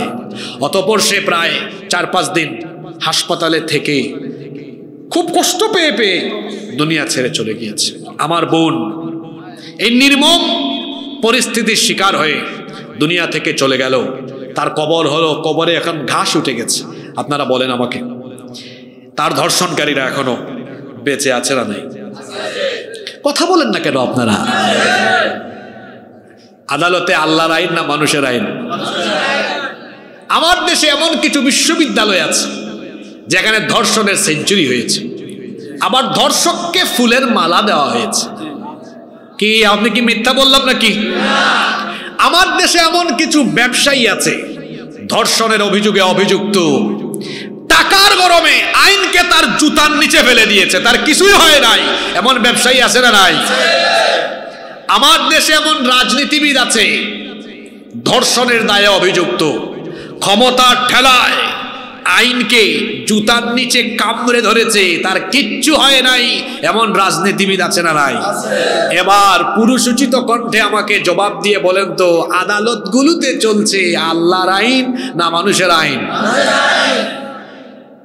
যে আদালতে মানুষের আইন থাকে, আর এটা এমন আইন যে আইন থাকার ফলে আমার বোন ধর্ষিতা হয়ে কবরে যায় আর ধর্ষক বেঁচে থাকে, সেই আইনের মুখে আমি লাথি মারি। যে আইন থাকলে পরে ধর্ষিতা পৃথিবী থেকে বিদায় নেয়, কবরে চলে যায়, আর ধর্ষক বুক ফুলিয়ে সাদা পায়জামা পাঞ্জাবি পরিধান করে রাস্তায় মিছিল দিয়ে হাঁটে, আর তার সাঙ্গপাঙ্গরা তার গলায় ফুলের মালা পরায়, আর ওইদিকে ধর্ষিতা কবরে চলে যায়, সেই আইনের মুখে আমরা থুতু নিক্ষেপ করি।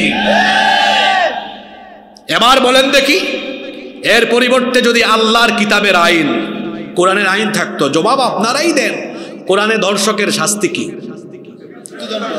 জোরে বলেন, জোরে।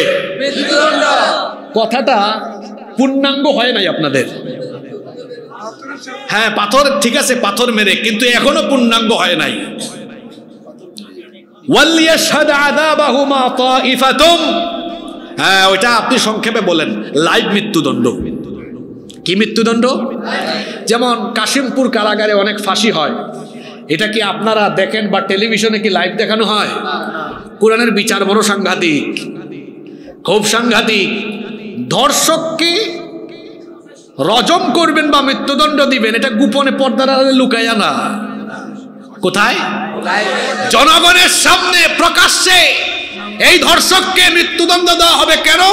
যাতে এক ধর্ষকের পরিণতি দেখে বাকি সব লুচ্চা আর বদমাইশ এক বিচার দেখে তারের মতো সুদা হয়ে যেতে পারে।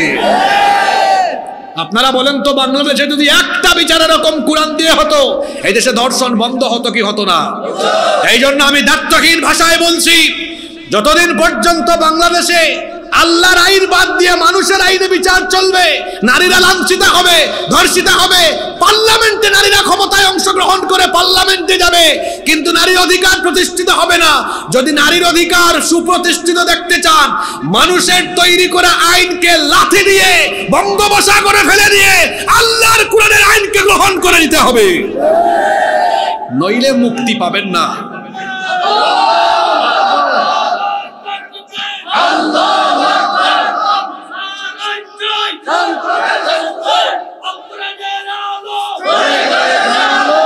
সম্মানিত ভাইয়েরা, সম্মানিত বাবারা, আমি আপনাদের স্লোগান শোনার জন্য কথাগুলো বলি নাই। এই কথাগুলো বলেছি আপনাদের স্মৃতিপটে, আপনাদের বিবেকের আপনাদের বিবেকের দুয়ারে একটু করাঘাত করার জন্য কথাগুলো আমি বলেছি। আপনাদের বিবেকের দুয়ারে করাঘাত করার জন্য কথাগুলো বলেছি। যদি আল্লাহর বিধান দিয়ে বিচার চলতো, অপরাধ বাড়তো না কমতো? আচ্ছা, কোরআনে চুরির বিচারের শাস্তি কি? জোরে বলেন। আমাদের দেশে, সরি আমাদের এলাকায়, আমার বাড়ি আপনারা জানেন, আমার বাড়ি সিলেট, বুঝছেন নি আপনারা? সিলেটি মাত মাতলে কোনটা বুঝতা নাই আপনারা? কিছু মাত বুঝিলেন নি আপনি? তো বাক্কা বালা, মাশাআল্লাহ। আচ্ছা হুনৌকা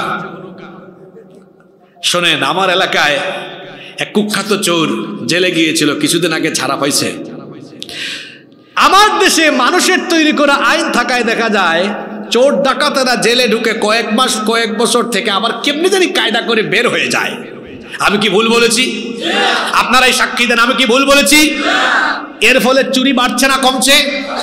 কোরআন দিয়ে যদি বিচার করে কোন চোরের শাস্তি হাত কেটে দেওয়ার মতো বিচার জনসম্মুখে করা হতো, তাহলে চুরি বাড়তো না কমতো?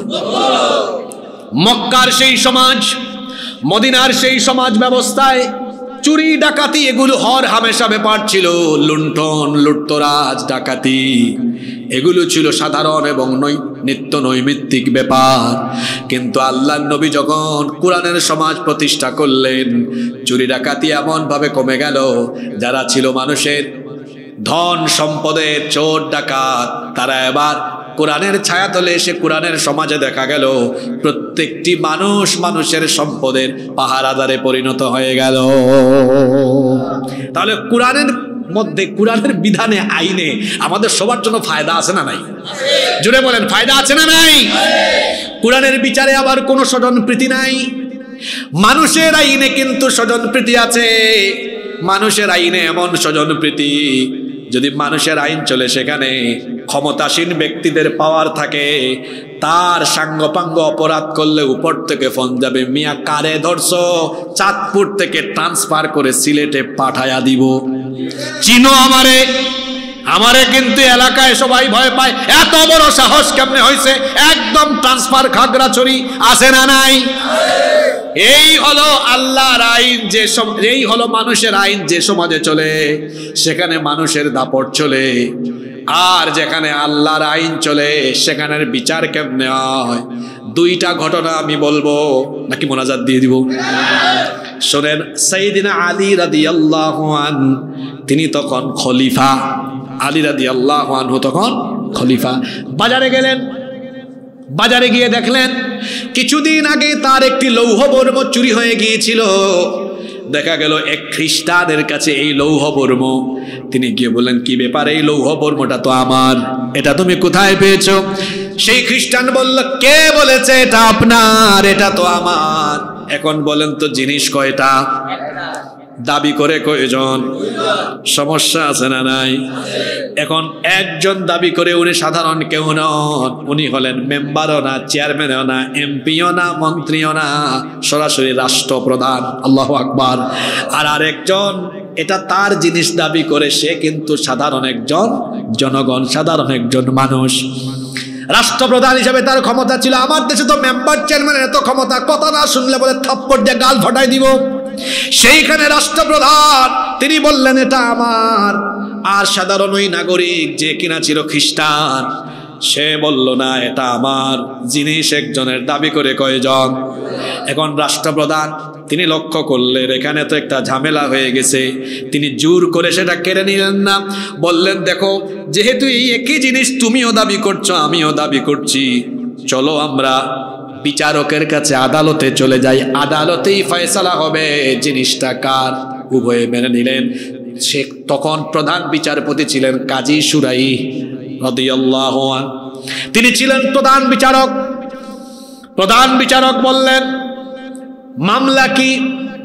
এবার আলী রাদিয়াল্লাহু আনহু বললেন এই লৌহ বর্মটা আমার, কিছুদিন আগে চুরি হয়েছে, কিন্তু এই লোকটা বলে এটা নাকি তার। এবার ওই লোকটা বলল না এটা আমার। এখন বিচারক বললেন, আলী রাদিয়াল্লাহু আনহুকে বললেন, মহামান্য রাষ্ট্রপ্রধান, মহামান্য খলিফা, এটা যে আপনার কি কোনো সাক্ষী আছে নাকি, দলিল আছে নাকি, প্রমাণ আছে নাকি?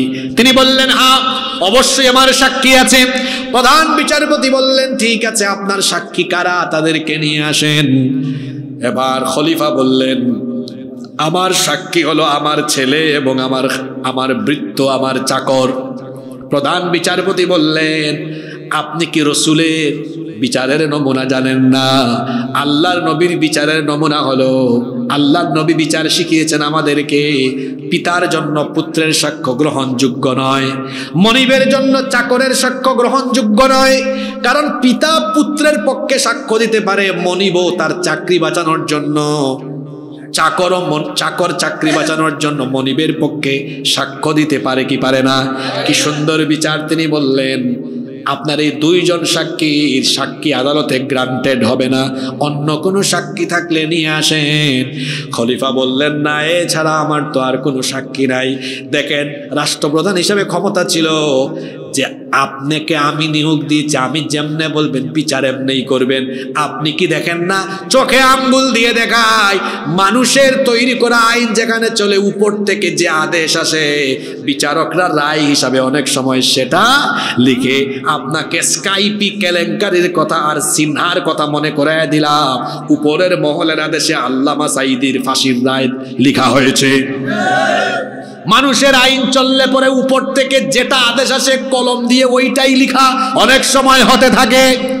কিন্তু মহামান্য খলিফাতুল মুসলিমিন আলী রাদিয়াল্লাহু আনহুর সাক্ষ্য যখন আদালতে গ্রহণ হলো না, তিনি বিচার বিভাগে আলাদা কোনো হস্তক্ষেপ করলেন না। তিনি বললেন, ঠিক আছে প্রধান বিচারপতি সাহেব, যেহেতু আমার সাক্ষী আনতে পারলাম না, তাহলে আপনার রায় আমি মেনে নিব। প্রধান বিচারপতি রায় দিয়ে দিলেন খ্রিস্টানের পক্ষে, আর রায় দিয়ে দিলেন খলিফার বিরুদ্ধে। খ্রিস্টান লোকটা বিচারের রায় দেখে অবাক হয়ে গেল। সে বলল, কি সৌন্দর্য ইসলামের ভেতরে, যেখানে রাষ্ট্রপ্রধানও সাক্ষ্য না থাকার কারণে প্রধান বিচারপতির রায় মেনে নেন, তিনি কোনো ধরনের চাপ প্রয়োগ করেন না। এত সুন্দর ন্যায়, এত সুন্দর ইনসাফ যে দিনের ভেতরে রয়েছে, আমি আর দিনের বাইরে থাকতে চাই না।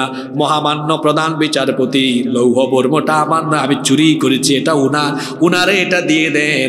আর আরেকটা কাজ করেন, আমারেও কালিমা পড়ান। বিচারক সাহেবের কাছে কালেমা পড়ে নিলেন, লা ইলাহা ইল্লাল্লাহু মুহাম্মাদুর রাসূলুল্লাহ সাল্লাল্লাহু। কার আইনের বিচারের নমুনা? পুরুষ মানুষের মতো জবাব দেন, কার আইনের বিচারের নমুনা? আর মানুষের আইনের বিচারের নমুনা আপনার দলের সঙ্গভঙ্গ ধরা খাইলে, এই বেটা ওসি, কারে ধরছো ছাড়ো, নইলে একদম রাঙ্গামাটি। আছে না নাই? এবার শুনেন রসুলের বিচার।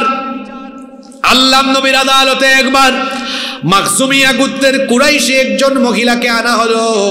তার ব্যাপারে অভিযোগ ছিল তিনি চুরির অপরাধে ধরা পড়েছেন। সম্ভ্রান্ত বংশের নারী। সকল সাহাবীরা একত্রিত হয়ে পরামর্শ করছেন, এত মর্যাদা সম্পন্ন বংশের নারী চুরির অপরাধে ধরা পড়লেন। আল্লাহর রসুল যদি এখন কোরআন দিয়ে রায় দেন, হাত কাটার আদেশ দেন, ওই বংশের মান ইজ্জত থাকবে না। সাহাবায়ে কেরাম এবার পরামর্শে বসে গেলেন। তারা ভাবলেন, দেখি রায় একটু হালকা করা যায় কিনা, তাহলে ওই বংশের মান ইজ্জত কিছুটা হলেও থাকবে। সাহাবায়ে কেরাম পরামর্শ করে সিদ্ধান্ত নিলেন উসামা ইবনু যায়েদ রাদিয়াল্লাহু আনহুকে রাসূলের দরবারে পাঠাবেন। তারা সেটাই করলেন। উসামা ইবনু যায়েদ রাদিয়াল্লাহু আনহু নবীজির কাছে গেলেন। গিয়ে তিনি বললেন, ইয়া রাসূলুল্লাহ, আমরা বলি সাল্লাল্লাহু আলাইহি ওয়াসাল্লাম, এই মহিলা তিনি সম্ভ্রান্ত বংশের নারী, বংশ মর্যাদা ভালো, সুতরাং ওই বংশের যেন মানিজ্যত ঠিক থাকে, নবী গো একটু কি রায়টা হালকা করে দেওয়া যায় না? এই কথা শুনে আল্লাহর নবী সাহাবীদেরকে ডেকে, তারপরে তিনি রাগে অগ্নিশর্মা হয়ে চেহারা লাল হয়ে গেল। আল্লাহর নবী বক্তৃতা করলেন, আমার সাহাবীরা শোনো, কি করে এই দুঃসাহস তোমরা আমার সামনে দেখাতে পারলে? আল্লাহর বিধানের বিপরীতে ফয়সালা দেওয়ার জন্য এমন অনুরোধ কি করে আমাকে করতে পারলে? সাহাবীরা রে শোনো, আজকে আদালতের কাঠগড়ায় মাখজুমিয়া গোত্রের সম্ভ্রান্ত ওই নারী না হয়ে যদি আমি নবীর মেয়ে ফাতেমাও যদি বিচারের কাঠগড়ায় থাকতো, আমার মেয়ে বলে আমি কোনো দয়া দেখাতাম না, বরং অপরাধ প্রমাণিত হলে হাত কাটার রায় দিয়ে হাত কাটার দায়িত্ব জল্লাদকেও দিতাম না, কারণ হাত কাটতে গিয়ে সে হয়তো দয়া দেখাতে পারে। এই জন্য রায় দিয়ে আমার মেয়ের হাত আমি বাপ হয়ে নিজেই কেটে ফেলে দিতাম। আল্লাহু আকবার। এই হলো আল্লাহর বিধানের বিচারের নমুনা। মানুষের তৈরি করা আইন দিয়ে যে সমাজে বিচার ফয়সালা চলে, আল্লাহর কসম করে বলে গেলাম, সেখানে যাদের ক্ষমতা দাপট থাকবে তারা ইচ্ছে করলে বিচারকে পায়ের তলায় ফেলাতে পারবে, আর সাধারণ লোকেরা বিচারের নামে অবিচারের ভুক্তভোগী হয়ে যাবে। বলেন আপনারা সবাই দলমত ফালায় দিয়া ঠান্ডা মাথায় বলেন, নিজেদের লাভের জন্য, সমাজে ইনসাফ প্রতিষ্ঠার জন্য আপনারা মানুষের আইন চান না আল্লাহর আইন চান? জোরে বলেন, কার আইন চান? আসেন, মানুষকে ভাই যত ওয়াজ করেন, মানুষের পেটে আগে খাবার লাগবে। কি লাগবে? আল্লাহর বিধান, আল্লাহর আইন যে সমাজে থাকে সেই সমাজে কোনো ক্ষুধার্ত মানুষ থাকে না। সুবহানাল্লাহ কইতে ইচ্ছে করে না। হ্যাঁ, আমি গলার চাপাবাজি করে এখান থেকে যাব না, বাস্তব ভিত্তিক কথা বলে যাব। কি 8-10 মিনিট সময় দেওয়া যাবে না? শেষ করে দিব। জি, সময় দেওয়া যাবে 8-10 মিনিট? আল্লাহর আইন থাকলে পরে ওই সমাজে ক্ষুধার্ত কোনো মানুষ থাকে? জোরে বলেন, ক্ষুধার্ত কোনো মানুষ থাকে? কেন থাকে না? তার কারণ হলো ইসলাম এমন একটি সমাজ ব্যবস্থা কায়েম করতে চায় যেই সমাজে কোনো বৈষম্য থাকবে না। এমন কোন সমাজ হবে না যেখানে কেউ বাড়িতে ঘুমাবে আরেকজন রাস্তায় ঘুমাবে, যেখানে একজন 3 বেলা খাবে আরেকজন না খেয়ে মরবে।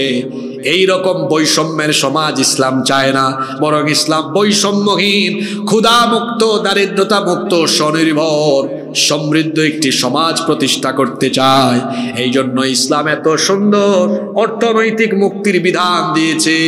আল্লাহ তাআলা বলছেন, যদি আমার মুমিনরা সমাজ পরিচালনার দায়িত্ব পায় আর তারা যদি আমার কিতাবের ফর্মুলা গ্রহণ করে অর্থনৈতিক মুক্তির জন্য আমার দেওয়া যাকাতকে তারা সমাজের মধ্যে প্রতিষ্ঠা করতে পারে, তাহলে অর্থনৈতিক দৈন্যদশা তিনি দূর করে দিবেন। গলার আওয়াজ বড় করে বলেন, তিনি কে?